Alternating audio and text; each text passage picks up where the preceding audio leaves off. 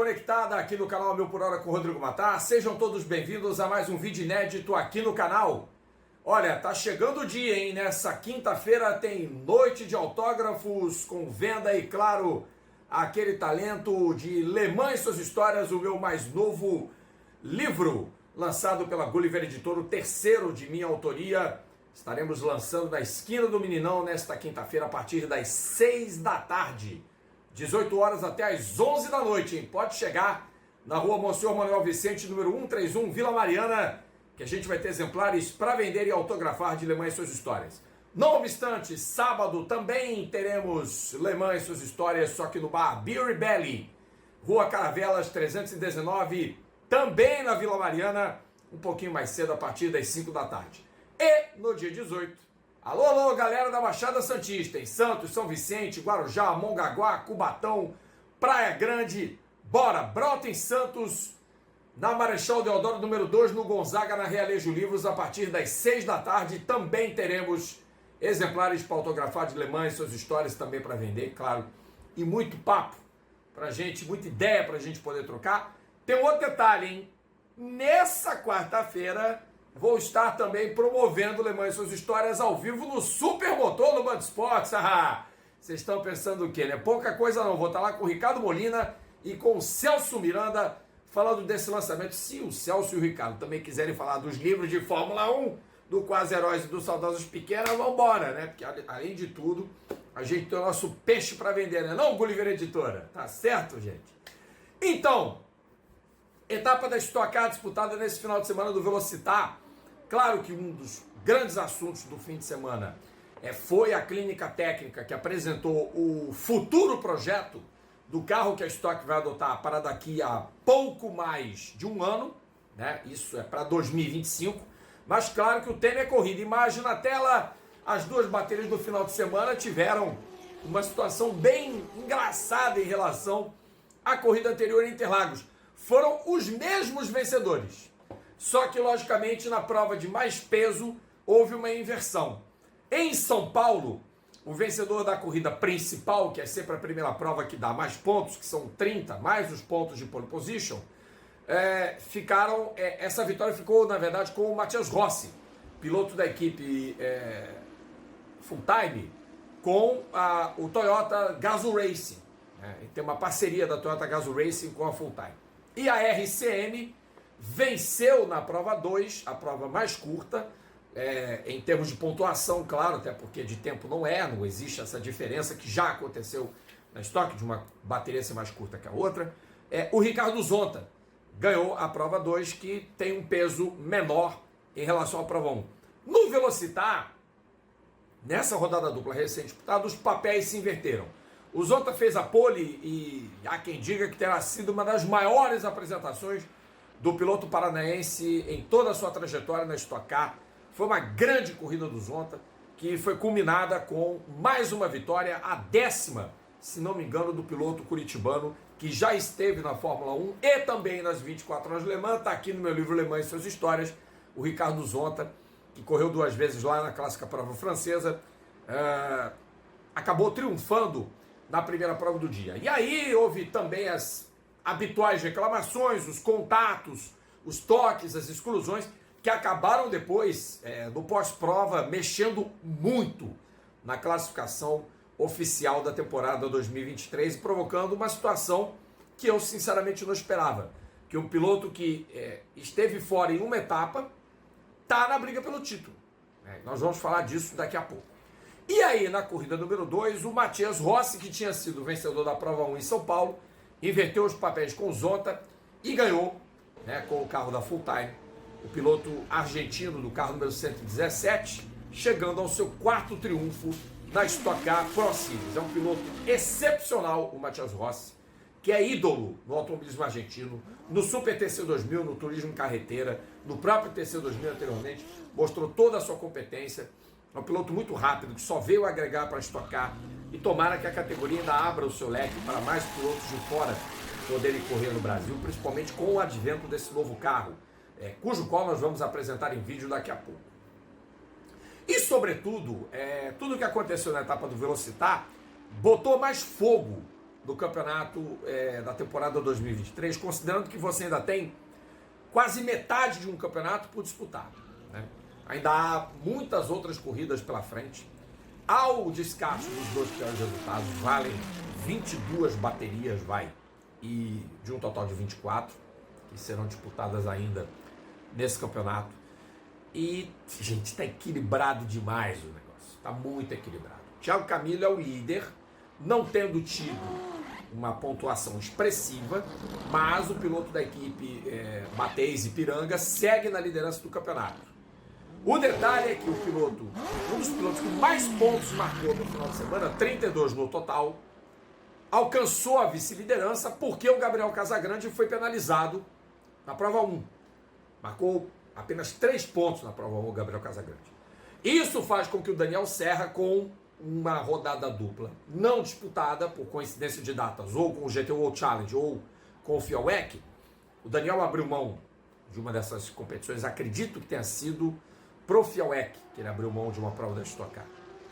E aí o Daniel Serra, consciente desse desafio, fez uma pontuação muito sólida, quase que ele chegou em segundo, o que teria aumentado o seu total de pontos, né, e teria feito do Daniel o piloto com mais pontos no fim de semana. E essa primazia coube ao sempre constante, ao perigoso Rubens Barrichello. O cara com 51 anos de idade continua fazendo e chovendo, fazendo acontecer na Stock Car. É impressionante a regularidade das performances do Rubens Barrichello. E um piloto que só levou pancada nas primeiras corridas, que ganhou o campeonato, que ganhou a corrida do milhão, que ganhou outro campeonato, perto de completar 51 anos de idade, ganhou os 50, né? Na última temporada de 2022, eu estava lá, inclusive, na conquista, que era considerada absolutamente improvável do Barrichello. Ele foi lá e ganhou o título e sorriu muito emocionado quando perguntei para ele, como é que você se sente aos 50 anos ainda sendo competitivo? Também um cara que correu Le Mans, né? Tem um histórico de 24 horas de Le Mans, assim como Daniel Serra, como Felipe Fraga, como outros pilotos que já estiveram por lá em Lassarte, Marcos Gomes, já falei dos ontem, enfim, e tantos outros que já passaram pela própria Stock Car, o próprio pai do Marcos Gomes, o Paulão, enfim. E o Rubinho estava em êxtase, aquela coisa toda, e foi demais ver o Rubens campeão outra vez. E tá aí, né, o homem marcando o máximo de pontos em relação aos adversários, quarto colocado da tabela, não está distante da liderança. O Gabriel Casagrande tem um déficit de 7 pontos em relação ao Thiago Camilo. Então, entre primeiro, segundo e terceiro, a diferença é de 7 pontos. Nós temos um campeonato ainda absolutamente aberto, a coisa totalmente indefinida. Tá demais a Stock Car Pro Series na temporada 2023. Então, vocês têm que acompanhar as cenas dos próximos capítulos para a gente poder ver com mais clareza quem é que vai tirar partido das nuances da Stock Car, né? Porque você tem diversas nuances como não abastecer, você usar os push no momento correto, trocar 1 ou 2 pneus para tentar melhorar a performance do carro, troca só o pneu do lado do apoio, troca os traseiros, troca os dianteiros, enfim, você tem possibilidades. E fora, claro, as entradas de safety car que também podem fazer com que pilotos tirem partido, né, das intervenções do safety car para não pararem nos boxes para reabastecer. Claro que o pit é obrigatório, não necessariamente na corrida 2 você precisa reabastecer, certo? Mas às vezes acontece, em alguns casos, outros não, mas é normal você ter a parada de boxe obrigatória na Stock Car.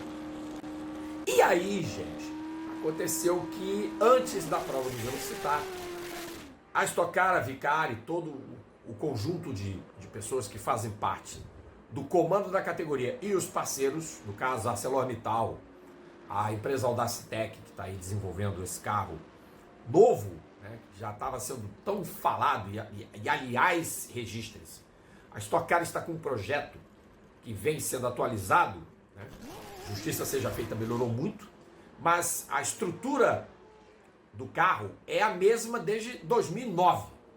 Tá? Então a Stock ficou e ficará 15 anos com a mesma estrutura, basicamente mudando a roupagem do carro. Para 2025 é uma proposta completamente nova, em vários sentidos.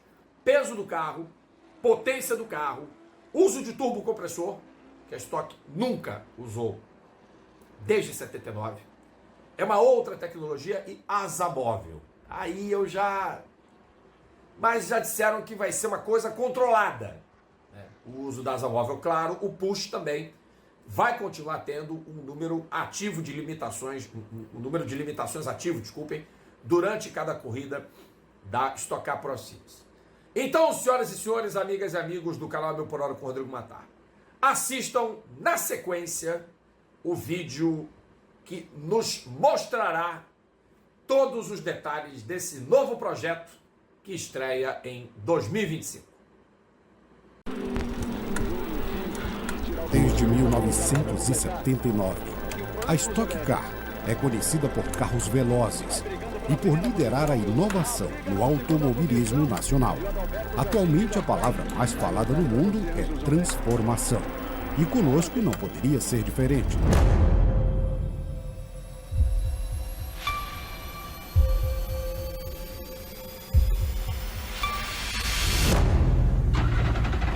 Chegou o momento de estrearmos uma nova geração de carros da Stock Car.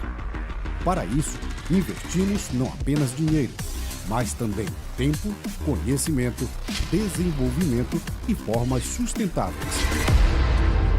O carro atual, ele é um carro que foi concebido há cerca de 14 anos atrás, do ponto de vista de chassi, motor, câmbio, enfim, nesses anos todos foram acontecendo evoluções na carroceria, mas no visual, na parte muito mais promocional, mas obviamente a parte de tecnologia ela ficou de uma certa forma muito parada no tempo. Quando a gente começou o processo de transformação da categoria, obviamente o carro ele é uma das estrelas, né? Junto com os pilotos e com as equipes ele também é uma estrela e a gente precisava evoluir. Esse lançamento é um marco importante na história da categoria e promete um futuro ainda mais promissor para o automobilismo brasileiro. Então, esse projeto nasceu com uma série de premissas. Essas premissas básicas eram ser um carro mais leve, mais rápido, de melhor manutenção, uma habitabilidade melhor. E isso tudo fez com que a gente tivesse que pesquisar e correr atrás de uma série de informações, dados, comparações e fazer um benchmark muito grande com outros carros que já existem hoje no mercado. Hoje já conheço as dores de todos os lados, né? Do promotor, de quem produz o carro e muito principalmente da equipe. Então, assim, a gente tem um foco muito grande de ser um carro mais simples, de ser um carro mais durável, um carro mais fácil para o mecânico atuar. Então, assim, tudo isso está sendo muito bem pensado, sendo testado para ver se funciona. É isso que a gente espera, né? Que seja uma coisa muito assim, à frente daquilo que eles têm hoje. Então a gente olhou muito para o modelo de ser uma montadora de carro, buscar parceiros que são especialistas nas suas áreas, né? Então quem que é o melhor cara que a gente pode ter de usinagem? Quem que é a melhor empresa que a gente pode ter da parte de material compósito, né? Então a gente foi olhando o mercado e falou, pô, por que a gente, mesmo com carro de competição, não busca isso? A gente cria uma equipe super focada, né, em motorsport, né, no que é o melhor para o desenvolvimento do carro, focado em projeto. E a gente pega as empresas que são ótimas já na parte de produção, prototipagem, e juntos a gente cria um trabalho conjunto e desenvolve um carro melhor. E de novo, acho que o mais bacana é de trazer essas empresas e participar de um projeto nacional. Com esse novo carro, a competição será ainda mais justa e igualitária entre as equipes, ao mesmo tempo em que garante a sustentabilidade econômica do negócio. Para a gente conseguir fazer essa transformação e esse controle de preços, a gente tinha que, de uma certa forma, pegar grande parte de movimentos estratégicos e estarem debaixo do mesmo guarda-chuva da mesma companhia. Foi incumbida a Audácia fazer isso, tentar centralizar o máximo possível a parte toda de projeto do carro, obviamente com parceiros e parceiros de qualidade, controles de preços para a gente não ter, de repente, alguma surpresa para as equipes em cima disso, controle de qualidade, quer dizer, uma padronização em cima da produção dos carros, né? Eu acho que o grande trunfo da Stock Car mundial, uma palavra que o mundo inteiro do automobilismo olha a Stock Car Brasil é competitividade, né? Então, a gente não pode perder o nosso principal asset, que é colocar quase todos os carros no mesmo segundo. Para isso, você tem que buscar uma padronização nesse momento de produção dos carros, para os carros saírem 100% iguais, para a gente poder dar todas as condições a todos os pilotos e equipes. Esse carro traz algumas facilidades, né? Não para pilotar, porque todos os pilotos já guiaram vários carros, etc., são profissionais. Mas esse carro, ele está sendo projetado, né, com toda a facilidade do entre-eixos, da altura do carro, o carro é mais leve e ele foi projetado exatamente para ser um carro de corrida. Ele não tem nenhuma adaptação, desde a suspensão, o chassi, a forma de se projetar o carro dentro da pista e os testes que nós fizemos virtuais e assim por diante, diz que esse carro, ele inclusive vai ser mais rápido do que o carro anterior. Um dos predicados, né, que a gente está buscando nesse projeto é um carro mais leve. Então, assim, se estudou um carro muito mais rígido do que o atual, porque a gente sabe que rigidez traz performance, né? A equipe sabe muito bem disso. Não é fácil você conseguir desempenho e, ao mesmo tempo, conseguir durabilidade. Mas você tem que estressar, você tem que ir atrás desses pormenores. Então, o chassi é mais leve do que o anterior, vários componentes são bem mais leves, mas são mais resistentes, porque a gente foi buscar materiais, né, mais nobres. No caso da Arcelor, está nos trazendo uma qualidade de tubo que nós nunca tivemos. Tem 3 pilares aí que unem a Stock Car e a ArcelorMittal, que é a sustentabilidade, a segurança e a tecnologia. A tecnologia da gente poder participar de um projeto aí inovador, com tubos utilizando aços de alta resistência, aços que a gente já aplica na indústria automobilística, principalmente em posições no carro que são voltadas à segurança veicular, à segurança dos passageiros. São aços que são, de certa forma, mais finos, eles são mais leves, mas eles são mais seguros e mais resistentes. É isso daí. E isso é algo inédito que a gente está desenvolvendo junto com a Audace, junto com o IPT. O rigor científico que a gente traz para o projeto, o estabelecimento de procedimentos padrões, né, o procedimento de caracterizações, simulação computacional, esse ganho, esse arcabouço técnico que a gente traz para o projeto é um grande incremento, né, hoje para a categoria em termos de tecnologia, confiabilidade e principalmente segurança. O IPT ele entra também com um pacote, então a gente está falando de componentes em materiais compósitos, então onde a gente está substituindo o metal metálico por compósito para poder trazer aí um ganho em termos de leveza, segurança, temos a simulação, temos a manufatura desses componentes aqui. Esses componentes vão para a pista, sendo testados. O feedback que a equipe da Audace nos traz, a gente faz as alterações, roda de novo esse processo, até o processo estar em pista. Então, toda essa tecnologia, todo esse conhecimento desenvolvido para a aeronáutica, onde as demandas, né, os requisitos técnicos e de segurança são elevadíssimos, a gente está transbordando hoje para o segmento automotivo. O DNA da nossa empresa é no desenvolvimento de protótipos, né? No Japão nós trabalhamos bastante com a Honda 4 rodas e Honda 2 rodas. Participamos ativamente em todas as atividades, inclusive Fórmula 1, e todo o desenvolvimento dos novos modelos da Honda, inclusive os modelos de competição, passam por nossa empresa. Nós optamos pelo processo robotizado porque isso vai nos garantir a repetibilidade em todos os subconjuntos. Teremos a constância nos processos de solda, onde nós fazemos inclusive todos os testes, avaliações de penetração de solda, para garantir que todos os conjuntos estejam no mesmo nível técnico. A partir de então, começamos a armação da carroceria, onde depois toda a carroceria será medida no tridimensional, onde faremos a medição de todos os picapes para ter a certeza da repetibilidade e estabilidade da carroceria. A MTR é uma empresa dedicada 100% à produção de componentes para automóveis de competição, uma das únicas empresas desse segmento no Brasil. Dentro desse novo projeto, temos componentes no motor, na parte do chassi, alguns itens de suspensão. Estamos utilizando matérias-primas das mais modernas possíveis e dos melhores níveis, equipamentos e maquinários também de última geração, do início da escolha da matéria-prima até a finalização da peça, do produto final pronto.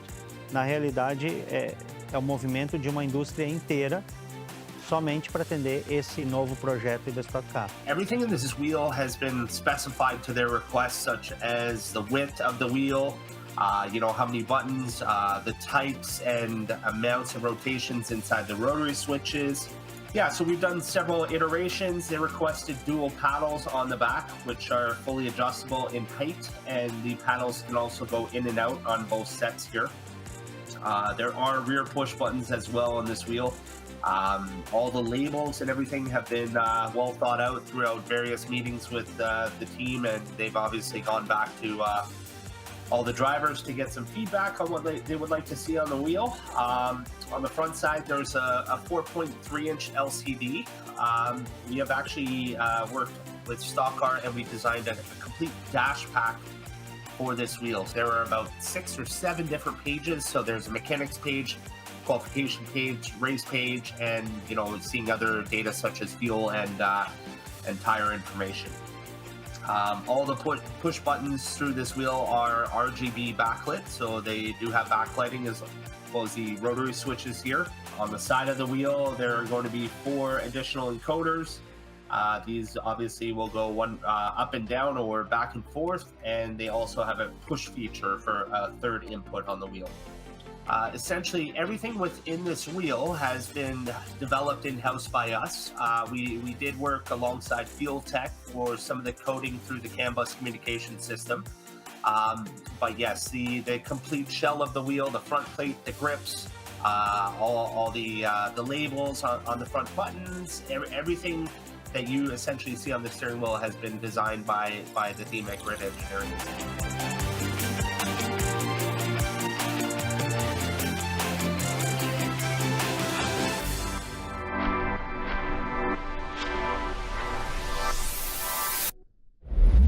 Carroceria, ao contrário desse ano, que utiliza chapas de aço, o carro vai ser totalmente em compósito. Motor turbo, 4 cilindros, motor desenvolvido pelo Rafael Cardoso. Já estamos no desenvolvimento há mais praticamente 2 anos nesse motor. Temperatura do motor muito mais baixa do que atualmente, né?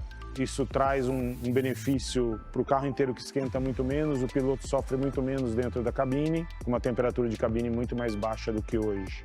Chassis, a grande novidade é que depois de um extenso estudo na análise do tubo especial que a ArcelorMittal nos forneceu, comparado com o 4130, com o Docol, que são tubos normalmente utilizados em competição, se revelou muito superior e chancelado por nada menos do que o IPT, que é uma casa de análise aí importantíssima. O câmbio é um câmbio da X-Track, que também é a mesma marca que a gente vem utilizando no Stock Car atual. O fato de trabalhar com Fuel Tech nos traz uma flexibilidade muito grande, né? Porque a gente tem controle, a gente controla o câmbio, a gente controla o motor, a gente controla tudo que a gente quiser dentro do carro. E vão existir vários outros elementos, né, controlados pela própria Fuel Tech. A Fuel Tech é uma empresa genuinamente brasileira, né? A gente tem todo o nosso desenvolvimento no Brasil.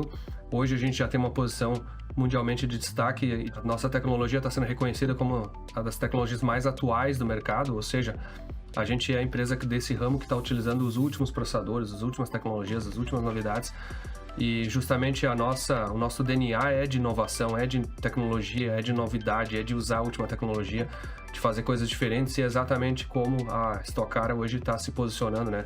Casou muito bem do nosso desenvolvimento dessa nova plataforma da Fuel Tech, que é a FT700, que é um produto que tem não só a última tecnologia em questão de processamento e em capacidade de análise de dados, mas ela também tem a última tecnologia na parte multimídia, então integração de câmeras, integração de microfone, conectividade através de 5G com a organização, com as próprias equipes, telemetria, análise de dados, câmera incorporada na tela mesmo da ECU, tudo muito customizável, tudo muito avançado. Então a Stock Car no Brasil vai ser uma precursora, de certa maneira, do uso de tecnologias tão integradas.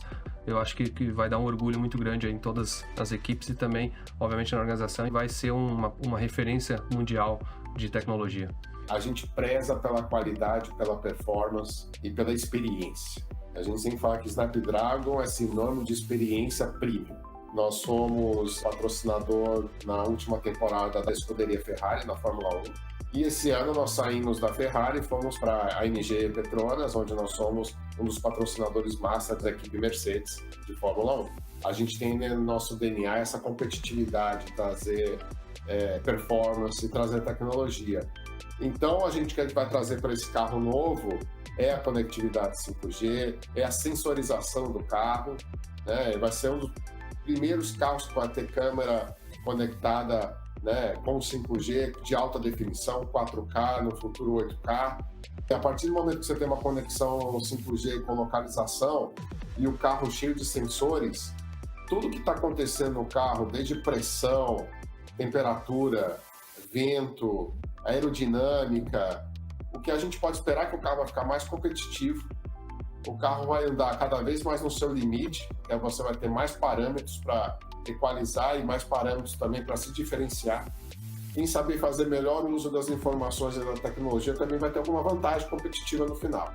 Um ponto de novidade que, além do Push to Pass, a gente vai ter a asa móvel. Obviamente, para o lado dos pilotos e das equipes, significa performance, mas para o lado do promotor e do fã, significa muito mais emoção nas corridas. Um outro ponto de inovação que a gente está fazendo no negócio, no ecossistema, a Audacitec vai produzir todos os carros e, ao invés de vender os carros para as equipes, nós vamos locar. Porque, na verdade, você não precisa ser o dono da furadeira, você precisa ter o furo. A partir do momento que a gente chega para as equipes e loca os carros para eles correrem, do ponto de vista de investimento inicial para comprar um carro de corrida, que é um investimento grande, a gente não desencaixa nada de caixa das equipes. E aí o grupo Audace vai conseguir locar esse carro numa solução ready to race, onde as equipes vão receber os carros, vão fazer, obviamente, os seus ajustes, as suas pinturas, as suas regulagens, as suas estratégias, balanço de peso, enfim, esse tipo de coisa todo, mas sem se preocupar em ficar desenvolvendo e naquela tentativa e erro individual de performar o carro ou não. É um carro muito mais padronizado e controlado. Convidamos a todos vocês para acelerarem juntos a Stock Car nos próximos 45 anos.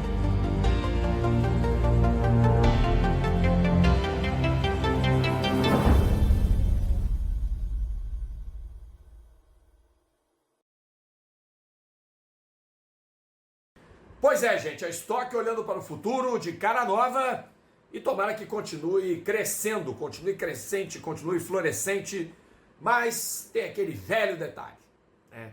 Que a gente vai continuar batendo numa tecla que eu sei que incomoda. Quando é que a gente vai ter autódromo novo no Brasil? Né, gente? Eu sei que não é responsabilidade da Vicar, não é responsabilidade da CBA, mas para o esporte crescer e para ter visibilidade, é preciso que ele atinja mais e melhores praças. E ter apenas São Paulo, Velocitar, Goiânia e, quando muito, Tarumã e Cascavel, que sediaram corridas esse ano, eu sei que não basta. Santa Cruz teve inúmeros problemas de logística num dos últimos anos. Guaporé não é cotado para ter corrida. O GP do Galeão, infelizmente, ficou só naquele que aconteceu no passado e foi sensacional. Dizem que pode ter uma corrida no Mineirão, no estacionamento do Mineirão, em 2024, mas falta autódromo. A realidade é que falta autódromo para a Stock Car se desenvolver. E, principalmente, atingir uma praça tão importante para o Brasil quanto o Nordeste. Tá certo, gente? Parem de olhar com preconceito para o Nordeste. O Nordeste não tem que ser só um destino turístico. Tem que ter também autódromo. À altura das competições nacionais e não Caruaru e Eusébio ficarem largados. Isso não existe. Então vamos olhar com carinho. Eu sei que o Brasil é um país de dimensão continental, mas não custa olhar para o que temos de bom do lado de dentro e não provocar um sectarismo em relação ao Nordeste. Tá certo, gente? Então fica o recado e torço para que a Stock Car continue sendo uma categoria tão bem sucedida quanto foi em 2023 e em 2025, com esse novo carro, vamos ver como se adequa a categoria com um carro mais leve, com um carro com motor turbo, qual vai ser o ganho de performance com esse pneu Hankook, que veio com uma fama, digamos que não muito positiva lá fora, mas que ninguém tem tido muita reclamação desse pneu aqui no Brasil, não. Tá certo, gente? A próxima etapa do campeonato será em Goiânia. E, logicamente, no pós-Goiânia, a gente vai ter análise aqui no 1000 por hora com o Rodrigo Matar. Combinado, pessoal? Um abraço e até a próxima. Nessa quarta-feira, não percam este que vos fala do Supermotor e a análise do IMSA WeatherTech Sports Car Championship no circuito de Road América. A gente se vê. Tchau!